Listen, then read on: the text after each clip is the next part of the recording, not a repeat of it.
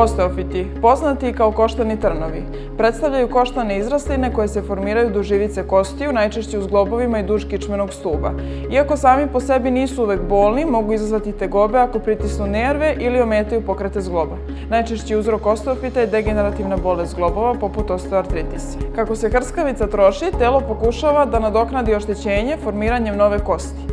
Dodatni faktori uključuju povrede, prekomerna telesna težina, nepravilno držanje, starenje i nasledni faktori.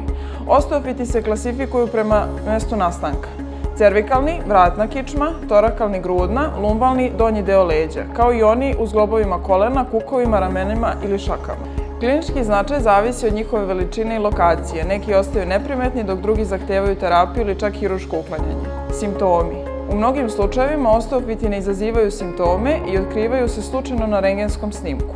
Ipak, uzrokuju tegobe, to mogu biti bol, ukočenost, ograničenje pokretljivosti, trnjenje i slabost, ako dođe do pritiska na nerve.